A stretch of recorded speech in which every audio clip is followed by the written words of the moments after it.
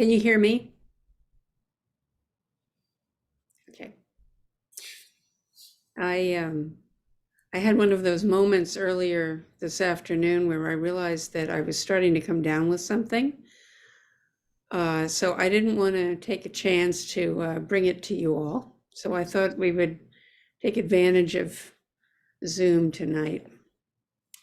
Um, and originally, I was going to talk tonight about privilege and delusion, which is an apt contemplation. I think a really important one to engage, but I'll do it at some time. But tonight, actually, I'd like to follow up on the workshop, the day-long workshop that we had yesterday with Robert Makyo Rosenbaum, who just wrote a book on the Surangama Sutra, which is it's a Mahayana sutra, which is not very studied in Japanese Buddhism, but is highly regarded in Chan Buddhism, the Zen practice that is followed in China.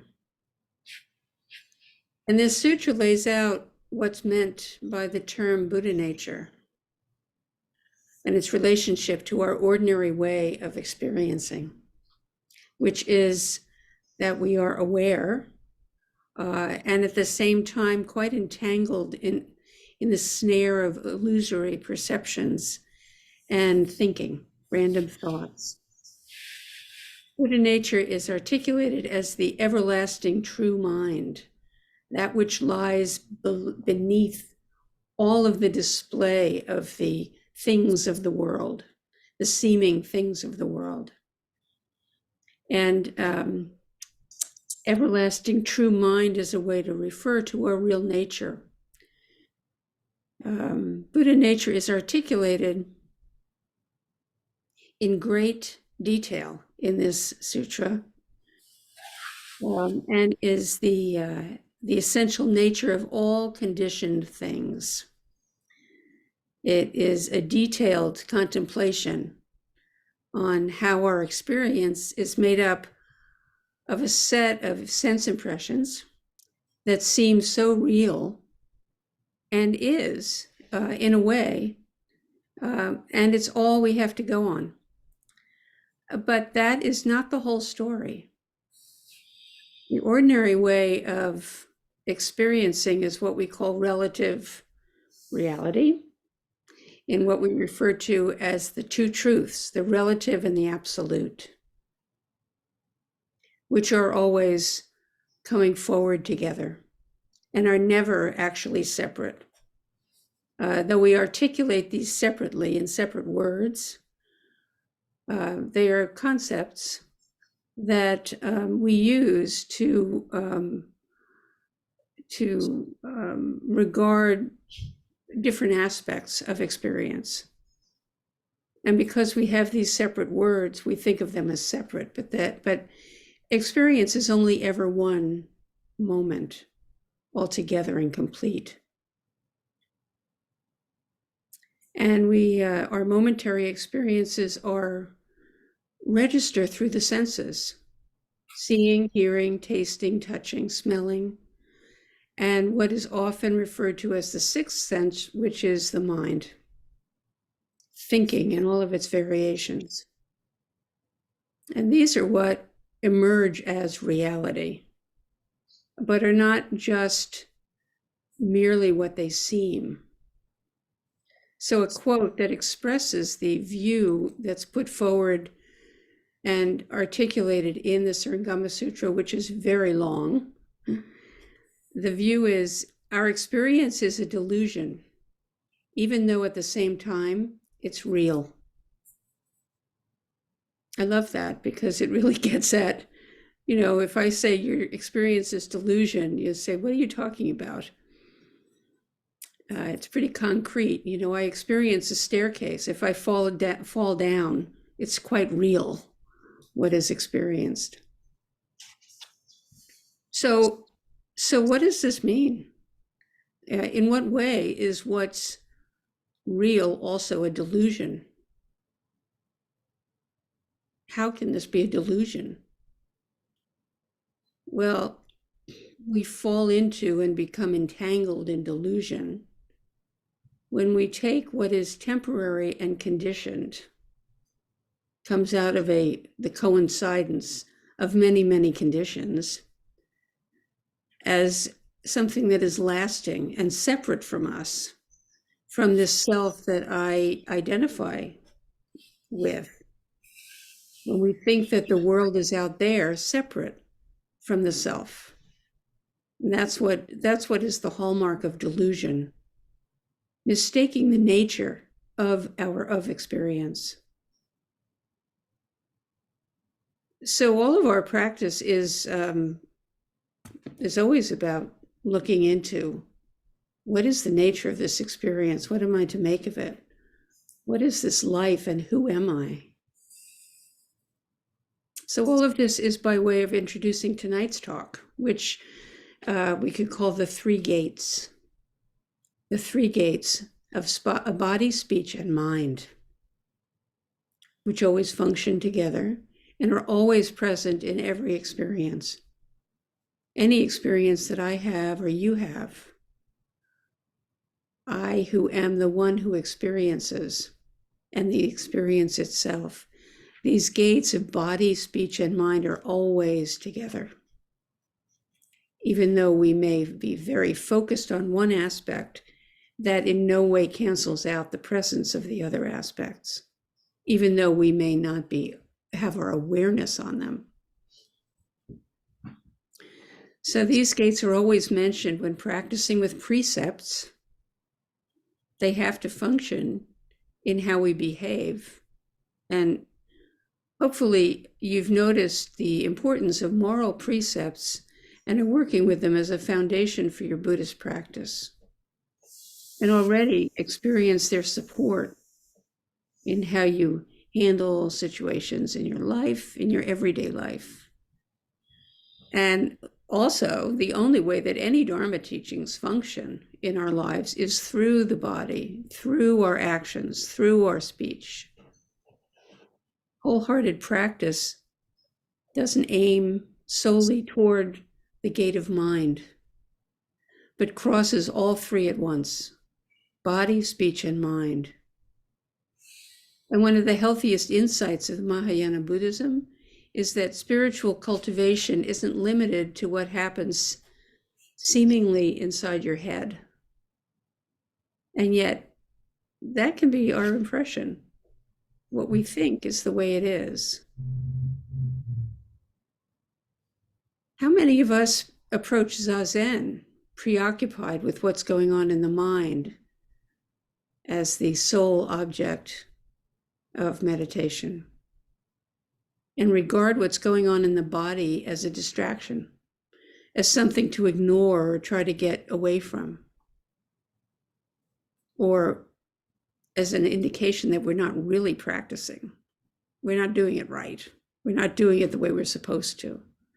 We're assuming that as long as we encounter physical difficulties, we aren't really practicing. We think we should be able to be free from discomfort so we can get to the real practice. Because if we are really practicing right, it wouldn't get in the way of practice. Our bodies, in a way that's true, it's true, but not in the sense of it not coming up, but how we relate to body discomfort is the meat and potatoes of practice. How we relate to any experience coming up, all experiences that come up.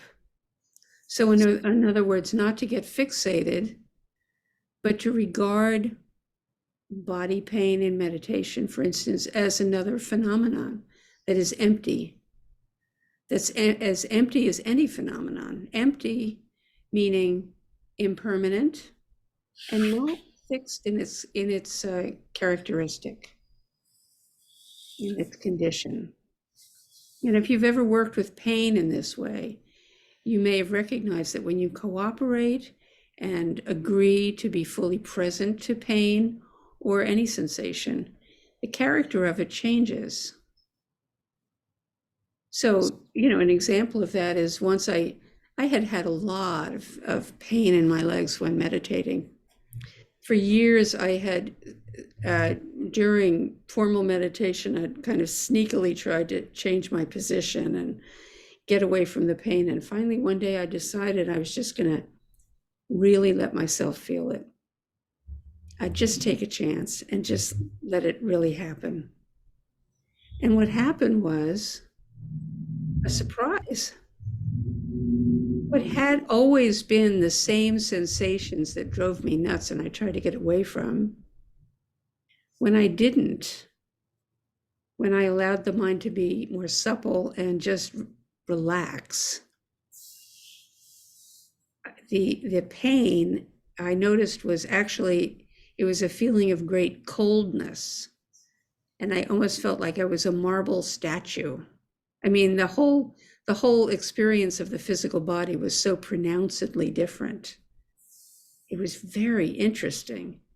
And also the stress that came with trying to separate from the experience, from the physicality, relaxing that, I dropped into a quality of mind and awareness that I could sit with for hours. It was so comfortable, not a problem. Even though the physical pain kind of was there, not really anymore. The mind had really relaxed.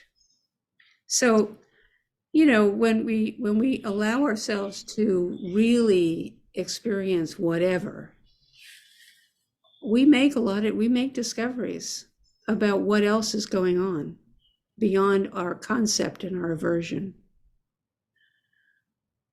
So in the same way, we might believe that whatever is coming up in our mental stream, in mental awareness during Zazen, is a problem. Some thoughts. We try to get away from thought, to stop thought. As a matter of fact, that's often heard as an instruction: stop thoughts from happening.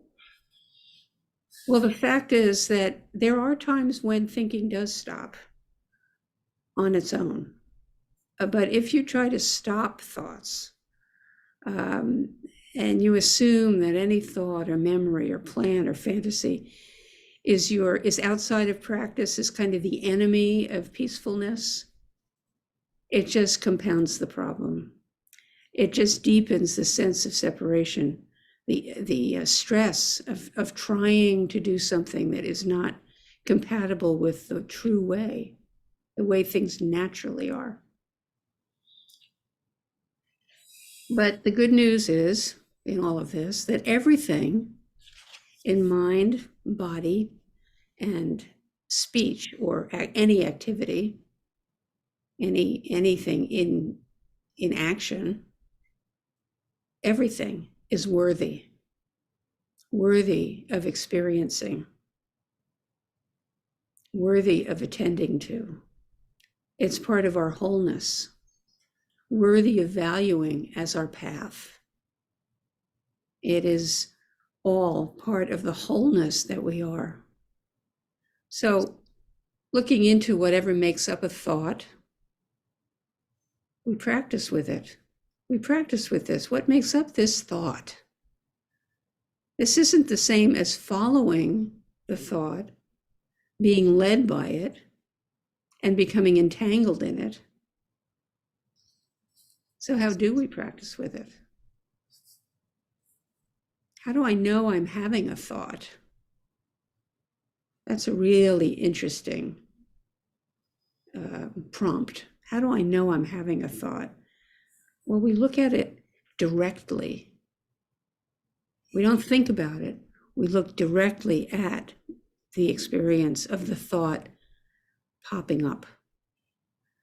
Not conceptually, but at bringing awareness directly to the experience. Another way of saying that is shining the light of awareness. Awareness helps us, is how we see. It's the spotlight on an object, which is in a way a thought. What are the components? What constitutes this thought? Is it something seen? Do you see in a thought? How? You see in the mind's eye?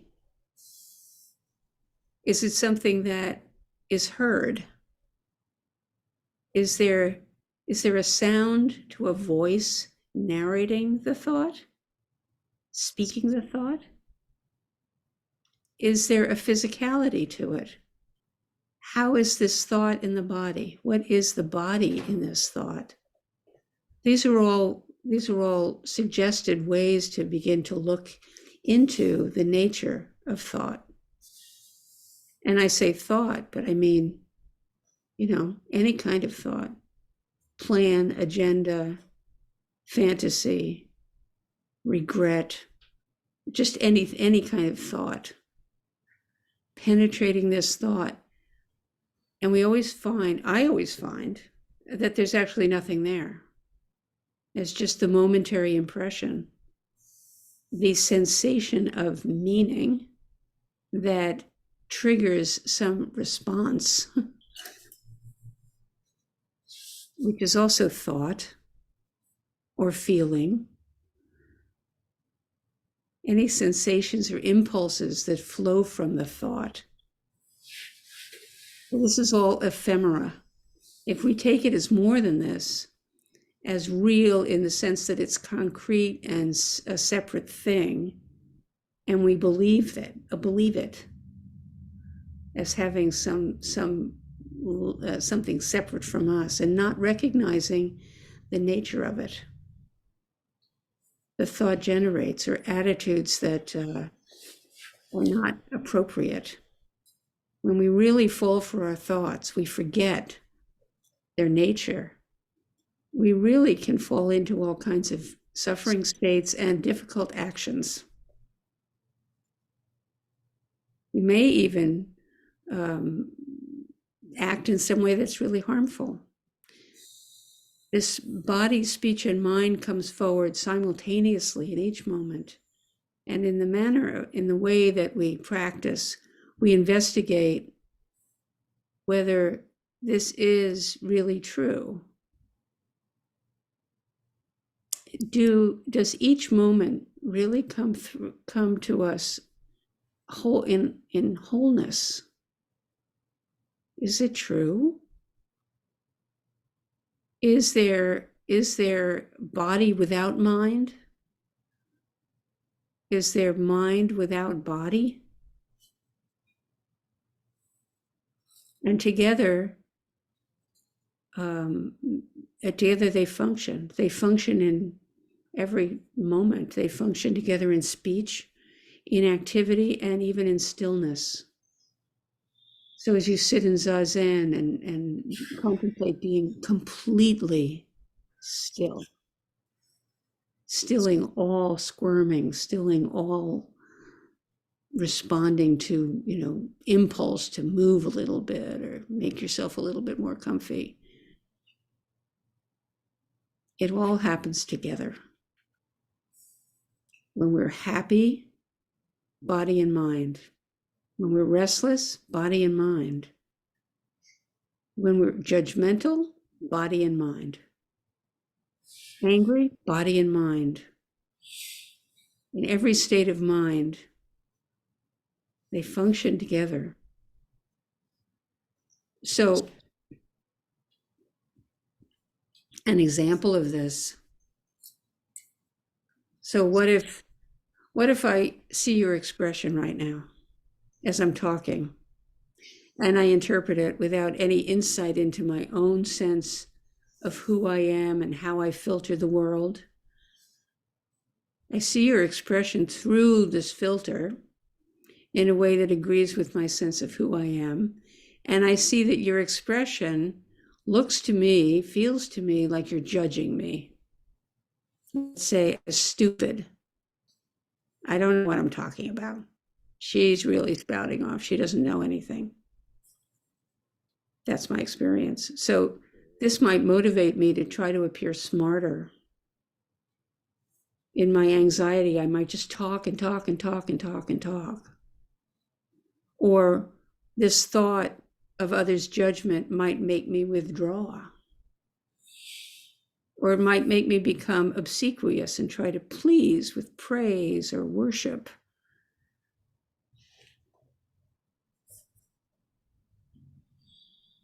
But my first thought might not be at all what's going on with you in your mind. You know, you may have been struggling with your own inner critic, or you may have gas. You may have just argued with your spouse, or you have a toothache. So there could be endless examples of this kind of exchange in our lives, where the mind creates out of the body experience and the filter, the psychic filters that we all have. We create a sense of dissatisfaction or anxiety or unhappiness or that result in unskillful activity, mind, body, and speech.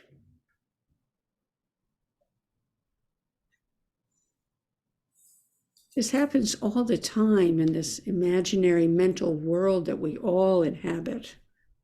I mean, look at the state of the world, you know. We all have a version of the world. It's an aspect of what we call karma, personal karma. Something, our filters that color everything and how we interpret every prompt. So to remember that every moment is experienced in the body, in the mind, and in this stillness or activity. If we even reflect on that in the course of a day, our experience changes quite a bit. Because we're not completely entangled.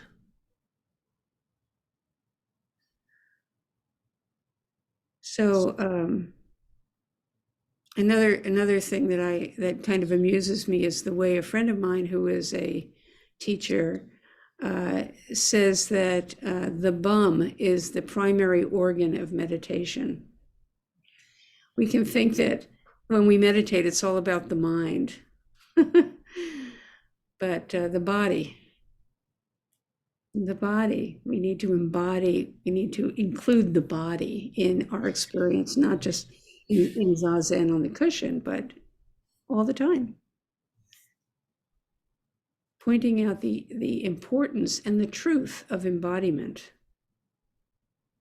Though temporary and always changing, it is the scene where all of our experience unfolds. It's always an ingredient in this experience. Any moment, body, speech, and mind. As we look into the three gates throughout the day and night, we don't want to just go on our first impressions, but always go beyond. We eventually can confirm that all things are empty of some concrete separateness or permanent nature. And eventually this frees us from expectations based on a habit of solidifying and reifying what is not lasting or solid or separate, but is always part of the arising together of self for the time being. A self that is always free with this quality of awareness, this discovery of awareness. When we wake up to the wholeness, the simultaneous function of all things together, then everything works together. It always does anyway, we just might not notice. And our practice helps us to remember to verify this for ourselves, to look at everything and see how everything cooperates to emerge as it is. There's a term, self-liberating. That's what this term refers to. we are ultimately, after all the practice, we are self-liberating. We liberate the self from the constriction of mistaken views, mistaken into thinking that we are permanent, solid, and separate.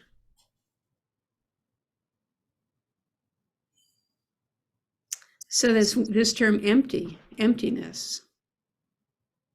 Makyo yesterday talked a lot about emptiness as the term, which can summon this thought of kind of this dark, vast, lonely place. But that's not what it's referring to. Emptiness, we could say wholeness, we could say openness, boundlessness, or unhindered. We can all wake up to the nature of this life, in this unhindered life, when we no longer believe in the hindrances that we are habituated in. So a complete practice incorporates, involves, receives, agrees to, validates all states of being, all momentary experiences, all kinds of experience as part of our human condition. We don't need to get away from the conditions, but just to fully awaken to everything that goes into the experience of whatever the conditions are, and be released from our constant tension that is required to refuse the details of our experience.